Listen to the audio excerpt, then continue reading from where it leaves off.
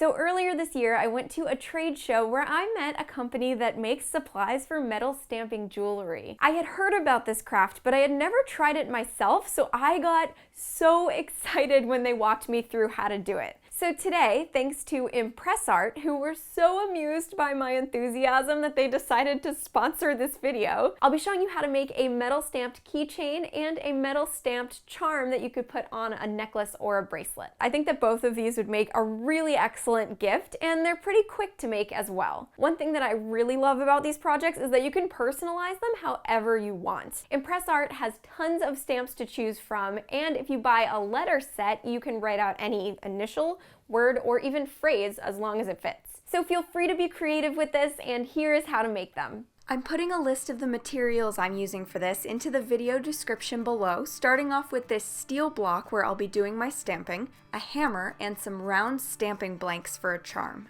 Using these handy hole punch pliers, cut a small hole in the blank so you'll be able to attach the charm to a chain later. To make this charm design, which I modeled after the stars on the corners of the pages of the Harry Potter books here in the US, you'll need a star stamp like this one. Place it off to the side of the circle, star side down, and hold it still while you give the back of the stamp a good whack with the hammer. That should give you something like this. Now, since the chapter stars have 6 points and this stamp only has 5, I decided to give it a messier look by turning the stamp slightly and stamping again in the same spot. See?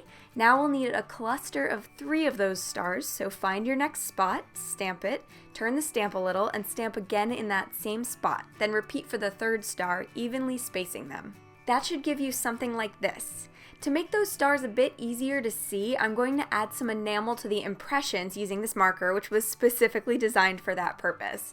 Lightly dab the marker onto the stars and let it dry for a few minutes before you gently wipe it with a paper towel so just a small amount of enamel is left inside the stars. Then I grabbed a dapping block and put the charm inside, then lined up the wooden punch that came with it and gave it a few taps with the hammer.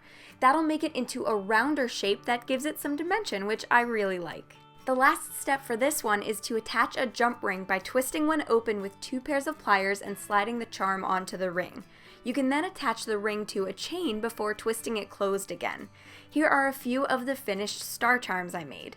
Next, I'm going to show you how to make a bar keychain with a phrase stamped onto it. And of course, all of the phrases I chose were Harry Potter inspired, because I'm me. The bar blank I'm using is nice and sturdy, so I thought it would work well for keychains. I'm also going to use one of these stamp guide stickers to help space out my letters and a set of lowercase letter stamps in the font Arcadia. Start out by grabbing the stamps for the letters you'll need. Line up the stamp guide and stick it as close to the edge of the blank as you can so it's straight and there's plenty of room for your phrase. You might want to count the spaces on it to make sure that you have one for each letter and space.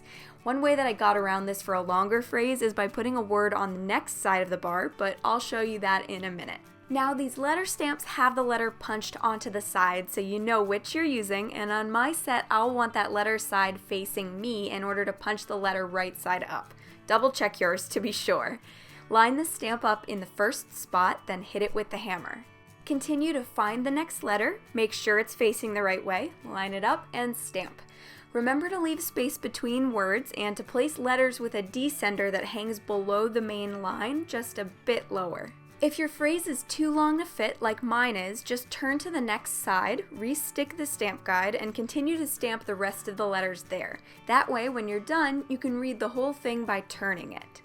I added a few little star stamps to the blank spots on the bar, then I filled in the letters with enamel to make them easier to read. Like before, give them a few minutes to dry, then wipe off the excess enamel. All that's left is to add a key ring. I am terrible at opening these, so I used some pliers to hold them open and attached the bar by lining up the hole and turning the ring until it's totally attached. And there you have it, a cute keychain that you can personalize to say anything you want as long as it fits. I hope that this tutorial helps you to start thinking about ways that you can use metal stamping to make thoughtfully handmade custom gifts for your loved ones. These designs I came up with are really just the beginning. There's so much out there that you can do with this medium, and I can't wait to see what you come up with.